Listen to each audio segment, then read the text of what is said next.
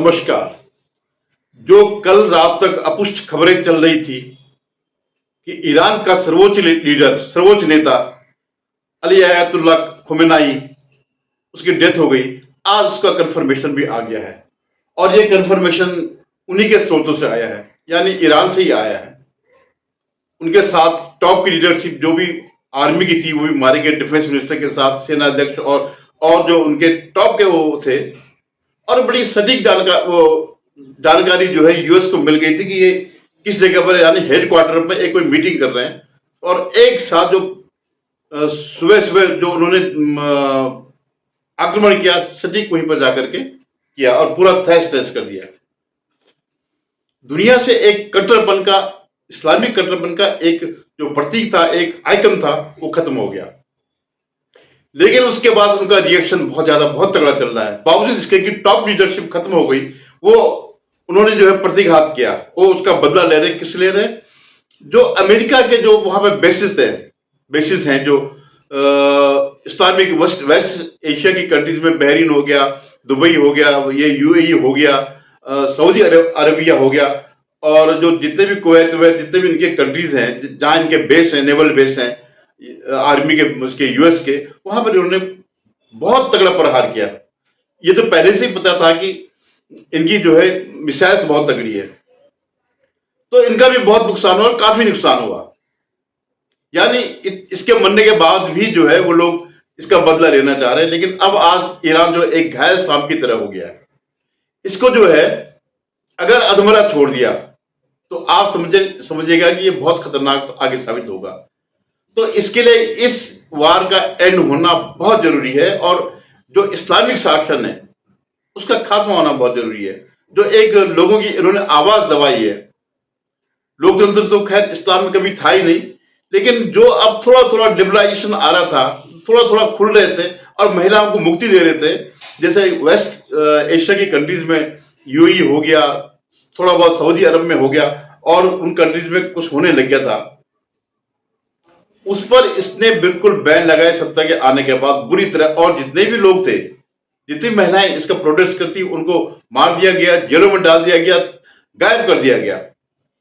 लेकिन अफसोस क्या है कि जो हमारे देश में छातियां पीटी जा रही है अयतुल्लाह खुमैनी के नाम पर। मैं भी आपको एक वीडियो दिखा रहा हूं कि देखिए क्या स्थिति है, हम लोग कहां रह रहे हैं। और जो इनका पूरा इकोसिस्टम है वो नरेंद्र मोदी को गाली देने में लगा है कि क्यों नहीं कंडेम कर रहे हैं। ठीक है, ईरान हमारा मित्र देश है, लेकिन ईरान के लोग मित्र हैं, ईरानी शासन नहीं है। जब कभी इस्लाम की बात आती है तो पाकिस्तान के साथ खड़ा होता है, शुरू से ही, आज से नहीं। और इसका इतिहास आप जानते ही हैं। यहां पारसी लोग रहते थे, उनको मार करके जो है उनको भगा करके इस्लाम में उन्होंने कन्वर्ट किया। तो आज वो हिंदुस्तान में भी बसे वो लोग। आज जितने भी हमारे वो है यहाँ पे जो बड़े बड़े हैं, टाटा जैसे लोग जो है, या बड़े होमी जहांगीर भाभा जैसे जितने भी लोग हुए, इनका योगदान अगर है तो ये पारसी लोग हैं, ये वहीं से आए भागे हुए लोग हैं। इतने टैलेंटेड लोग थे जिनको उन्होंने मस्कर किया और उनको इस्लाम में बदला, जो कि इनकी आदत है ही है। तो ये एक एंड जो है, इस वार का एंड होना चाहिए। अगर ईरान को, अगर इसका जो वर्तमान वो है रेजिम, अगर ये खत्म नहीं हुआ तो आप निश्चित माने कि जितने भी इस समय तोड़फोड़ हो रही, कुर्बानियां हो रही, ये व्यर्थ चली जाएगी। जो वेस्ट एशियन कंट्रीज हैं या जो इजराइल का जो नुकसान हो रहा है, ये सब रिकवर हो जाएंगे, आर्थिक रूप से सब रिकवर हो जाएंगे। लेकिन अगर ये बना रहा, ये रेजिम बना रहा, ये सत्ता बनी रही ईरान में, तो ये हमेशा के लिए एक संकट बना रहेगा। तो इसलिए जरूरत क्या है?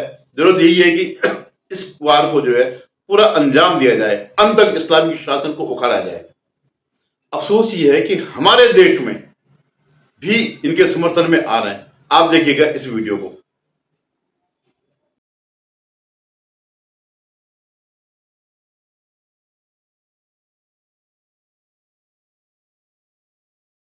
जो है अयतुल्लाह निकलेगा, जैसे कभी उन्होंने कहा हर घर से अफजल निकलेगा, यही नारे यहाँ पे लग रहे हैं, ये भारत में लग रहे हैं।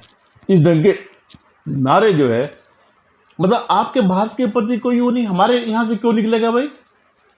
अयतुल्लाह अली खुमैनी को क्यों निकलेगा हमारे यहाँ से? लेकिन इस देश में इतनी लिबर्टी कि जहां मर्जी जो मर्जी देश के खिलाफ कहीं वो नारे लगा दो, देश के हितों के खिलाफ कुछ ही बोल दो, कोई किसी को कोई फर्क नहीं पड़ता। जगह जगह देश के कोने कोने में, श्रीनगर से लेकर के हर जगह ये सब चल रहा है।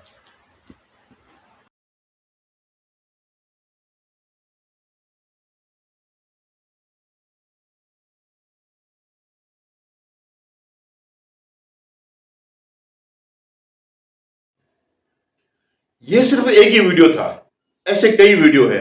देश के हर जगह, दिल्ली से लेकर के श्रीनगर, जेएंडके से लेकर के लखनऊ से लेकर के हर जगह ये लोग सड़कों में उतरे हैं। ये बांग्लादेश के हिंदुओं के लिए नहीं उतरे हैं, ये उतरे हैं तो अयतुल्ला खामनेई के लिए उतरे हैं, ऐसे शासक के लिए उतरे हैं जो अपनी जनता पर अत्याचार करता है, जिन्होंने महिलाओं के राइट्स खत्म कर रखे थे। कितनी महिलाओं ने, कितनी लड़कियों ने वहां पे जान दी है, कोई इस बात को वो नहीं कर रहा। सब आज के सब सोवर्निटी और ये और वो।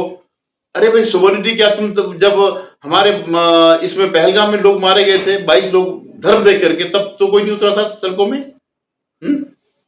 या जब भी कहीं भी, जब 23 अक्टूबर को 7 अक्टूबर को 23 अक्टूबर को 7 अक्टूबर 2023 को जब हमास ने इसको यहूदियों पे, इजराइल में जो उनके साथ कितना बुरा व्यवहार किया, कितना बुरा, अवन में तक बच्चे डाले इन्होंने, तब यहां कोई नहीं उतरा था। ना कोई प्रियंका गांधी उतरी थी, ना कोई राहुल ने कोई बयान दिया, ना कोई, जितने भी ये लेफ्ट लिबरल गैंग के हैं, जितने भी आज ये इसके वो कर रहे हैं, कंडेम कर रहे हैं, इनमें से एक भी नहीं आया था। उस अमानवता के खिलाफ किसी के भी एक शब्द न आए, न वायर के, न प्रिंट, न क्विंट, न सरदेसाई, ना निखिल वागले, जितने भी ये एक गैंग के लोग हैं, कोई नहीं उतरा।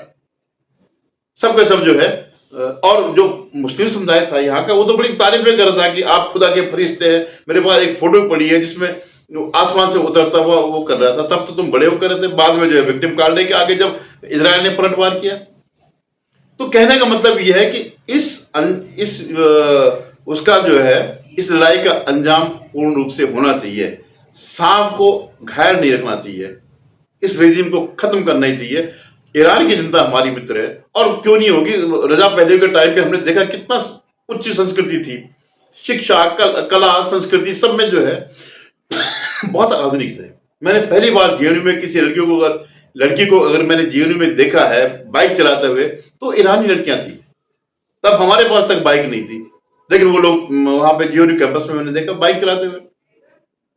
जो आधुनिकता आज आप दिखा रहे हो, आधुनिक लड़कियां तब भी थी। और मजेदार बात यह है कि इन्हीं लड़कियों के खिलाफ, मुसलमान लड़कियों के खिलाफ जो है, उनको बुर्का पहनाने में, उनको ये जो है अपनी चॉइस बताने वाले में, वही इस्लामिक वो है इन्फ्लुएंसर समझ लो, या मीडिया वाले हैं, अरफा खानम सरीके या राना अयूब सरीके, जो खुद आधुनिक उसमें रहती है, लेकिन लड़कियां जो है बाकी जो है उसमें रहे, बुर्के में रहे, हिजाब में रहे। तो कहने का मतलब यही है कि ये सब जो है अब इसका अंत आना ही वाला है। और अब ये लोग भी समझ रहे हैं, जितने भी बहरीन है, कुवैत है, बहरीन है, जितने भी इनके अड्डे हैं, यूएई है, ये सब समझ रहे हैं कि एक बार फाइनल होना चाहिए, क्योंकि हमेशा इनके लिए वो रहेगा। और इजराइल के लिए तो अस्तित्व का ही सवाल है। उसका तो पहले ही कह रखा कि पूरे इस्लामिक कंट्री ने है, जब इनकी स्थापना 1948 से लेकर के, और बीच में भी 67 में वार हुई, सबके सब मिल जाते थे। हालांकि अब उनमें से ज्यादातर किनारे हो गए, अब कुछ ही लोग रह गए, कुछ ही कंट्री रही, एक आध कंट्री रही, कट्टर कंट्री रही। लेकिन मैं देख रहा हूँ वेस्ट एशिया में बड़ा लिबरल जमाना आ रहा है, थोड़ा बहुत, मतलब जितना कि अनपेक्षित है इस्लाम से। तो इनका जितना भी नुकसान होगा हो ही रहा है, और पूरी अर्थव्यवस्था पे नुकसान पड़ेगा। ये खाली इनका नहीं होगा, तेल की कीमत बढ़ेंगे। जो ईरान ने जो जलडमरू मध्य है हॉर्मुज का, उसमें कब्जा कर रखा, वहां से अब कोई जहाज आएगा नहीं, तो निश्चित रूप से तेल के भी भाव बढ़ेंगे, दुनिया की अर्थव्यवस्था गिरेगी, इसमें दो राय नहीं है। लेकिन अच्छे उसके लिए थोड़ा सा सबको, पूरे दुनिया को जो है वो करना पड़ेगा, सेक्रीफाइस करना पड़ेगा। ये बुराई हमेशा के लिए खत्म करनी पड़ेगी। धन्यवाद। आपसे निवेदन, आप मेरे इस चैनल को सब्सक्राइब करेगा, शेयर कीजिएगा और अपनी राय जरूर व्यक्त करें। धन्यवाद।